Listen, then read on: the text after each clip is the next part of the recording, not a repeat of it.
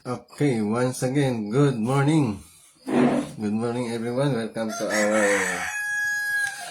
our daily postil. And today is Sunday, and I hope that you are preparing to go to church. Of course, Sunday is a special day. It is not only a family day, but at the same time, it is God's day. We have to remember that Sunday is our day for God, our day communicating with God, attending God, and worshiping God. So, welcome to our daily postil. And remember, before we start, what do I mean? Before we start, please like and share and follow, no, if you are new. And always, please allow yourself to watch my every live every morning, 5 a.m. Manila time. So, for today, I came across to the Bible verses of Isaiah 55, chapter 55, verse 6 to 7. So I repeat, what I have Bible verses for today is Isaiah 55, chapter verse 6 to 7. So it's all about seeking for God or uniting with God. So my topic for today is about unite with God. Unite with God. And it's very important that we have to unite with God, because without unity with God, there will be no reciprocal relationship. No reciprocal relationship between us and God. As we all know, to make a background, as we all know that after the fall of Adam and Eve, we have been separated with God. No? And that is because of sin. Sin separated us from God. That is to say, in Romans chapter 3 verse 10, it says, no one understood God, no one is seek for God, no one is righteous, no one understands. So this clearly indicates that we have been separated from God. That is the very thing that even in the ancient times, people are looking for God. So in search for God, what they have found? They have found trees, mountains, rocks, animals, and so to speak. As we see that there are some parts of the world, some part in the continent that they don't know about God. They were separated. This clearly indicates that we were separated from God. Aside for looking for this one true God, that is our Heavenly Father. Instead of looking for our Heavenly Father, the eternal being, the supreme being, the almighty being, the creator of heaven and earth, and the spiritual being, what happened? People are sick for a material God. We will not have any material God, because first and foremost, according to the Bible, it doesn't have eyes, it doesn't have ears, it doesn't mouth. Those material things, they cannot talk, they cannot sing, they cannot speak, and most especially, they don't have power. Unlike our Heavenly Father is a powerful God. No? That's why every time we have problem, every time we face trouble, so do we need to fear? Do we need to be afraid? No? Just like when our Lord and Savior Jesus Christ with the disciples, in the sea, rolling sea, turbulent sea, and most of the disciples were very afraid, but the Lord said, "You of little faith," and then He calmed the sea. So that means when we, of course, as we said, sometimes we see troubles, sometimes we face problems, sometimes we face difficulties, and then that give us to think about God, And then somehow we are afraid. But the Lord Jesus Christ said, we cannot afford to be afraid. We cannot afford to fear. Why? Because God is Almighty. God is a powerful God. So that means beyond every problem, beyond troubles, there is God.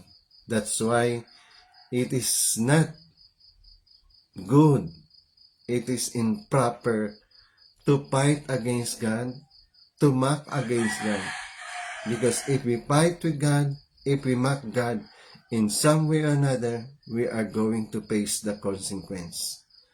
We are going to face the consequence of our mocking God, being unfaithful to God. So that means, whether we believe or not, we should not challenge God. Because God is God. No?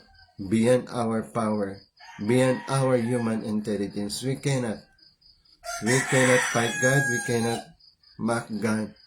What we need only is to seek for God, to unite with God.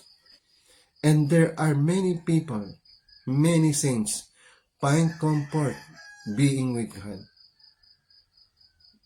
For example, all the disciples. One example is Stephen. Stephen faced a great problem. No? A great problem regarding preaching. Then the Pharisees, the scribes, the Jewish people, no? What they did to Stephen? They stoned Stephen. But Stephen, as he faced it, then he glorified God. He praised God. No? The death is there already at his side, at his space. The death is space, but he never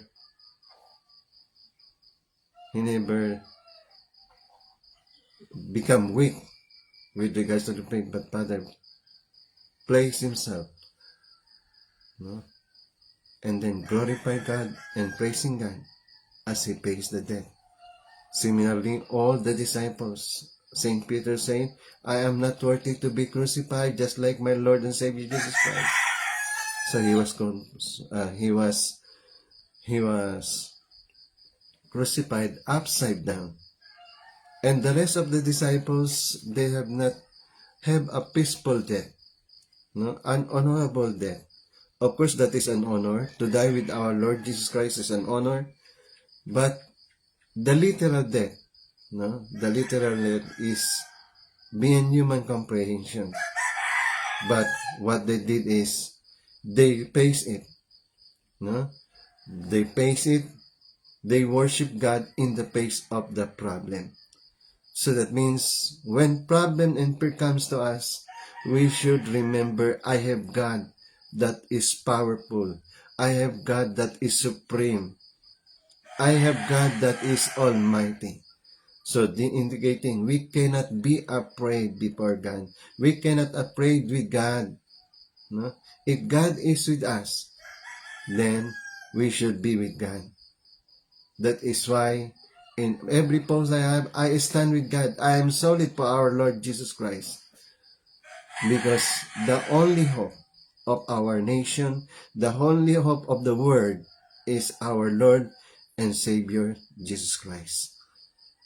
We need to wait for His return.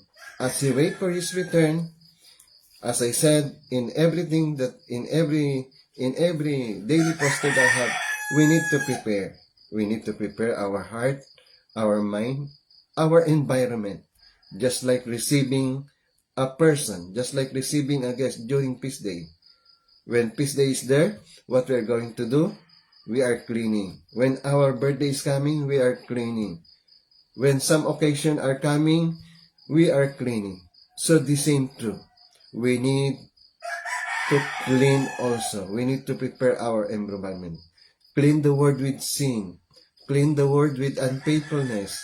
Clean the word with unrighteousness.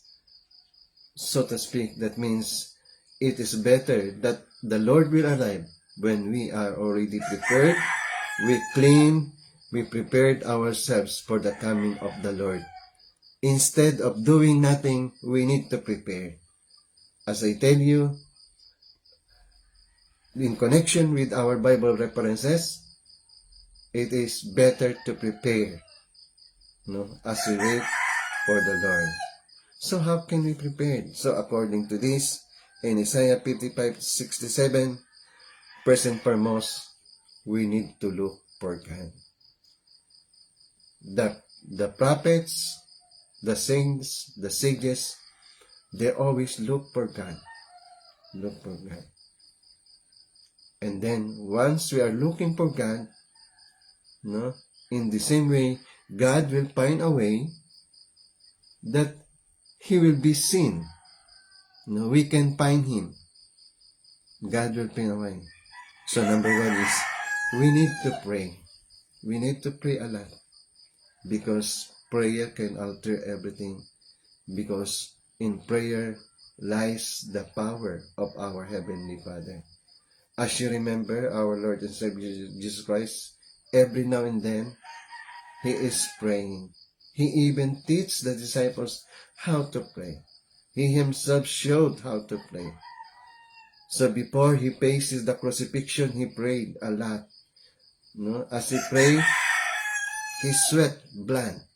He shed tears and asking God for power to endure, power to have absolute faith, absolute love, and absolute obedience.